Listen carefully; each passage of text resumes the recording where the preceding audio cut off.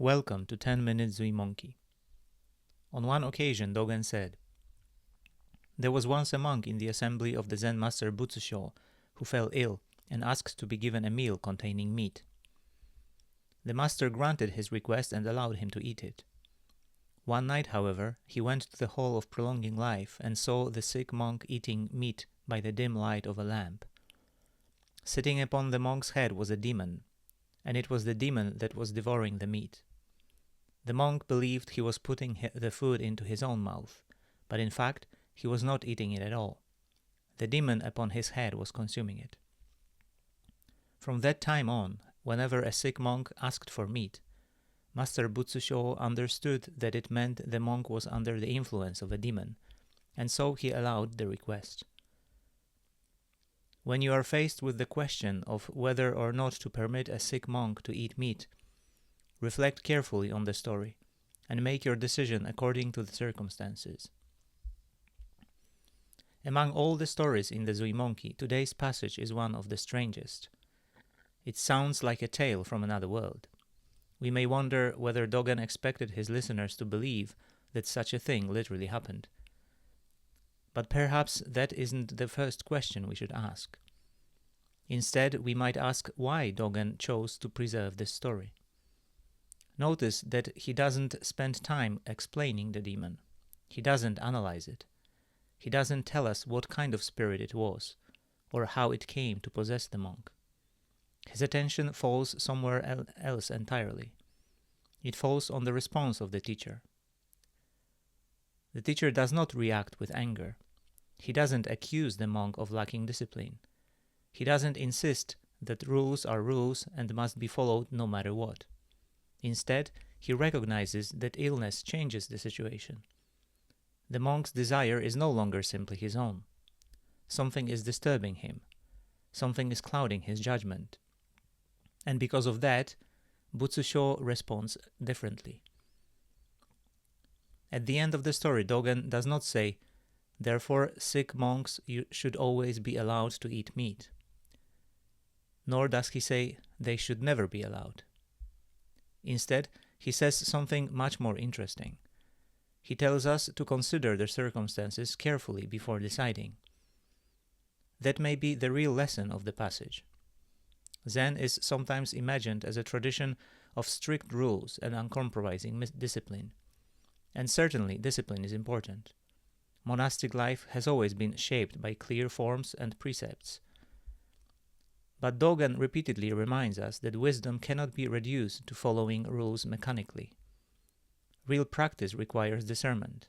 It requires seeing what is actually happening. The same action may be appropriate in one situation and completely inappropriate in another. That doesn't mean anything goes. It means that compassion and wisdom must work together. Think about how often we face similar situations in everyday life. A principle seems perfectly clear until it encounters a real human being. Someone is late. Someone breaks a promise. Someone loses their temper. From a distance, it is easy to judge. But when we learn that the person is exhausted, grieving, seriously ill, or carrying a burden we never saw, the situation suddenly looks different. The facts have not changed, but our understanding has. That is why compassion begins with seeing more completely. There is another aspect of this story that is interesting. Whether we understand the demon literally or symbolically, it reminds us that we are not always fully aware of what moves us. How often do we say, "I wanted this," or "I couldn't help myself," without really knowing what was driving us? Fear can sit on our shoulders. Anger can sit on our shoulders. Old habits, resentment, loneliness, pride, these can influence our choices long before we notice them. In that sense, perhaps we all know something about being possessed.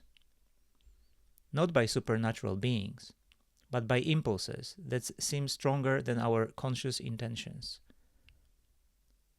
The practice of Zazen allows us to see those forces more clearly. As we sit quietly, we begin to notice how thoughts appear, how desires arise, and how emotions come and go.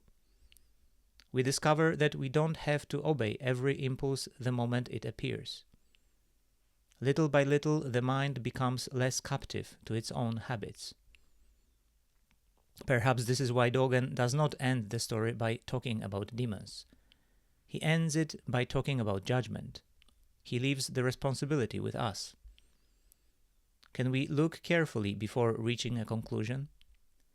Can we avoid making absolute rules for every situation? Can we respond to people as they are, rather than as we imagine they should be? This requires more than intelligence. It requires a compassionate heart. A heart that can hold both principle and flexibility at the same time. Perhaps that is what makes a genuine teacher. Not someone who always has the quickest answer, but someone who can see each situation freshly and respond in a way that truly relieves suffering.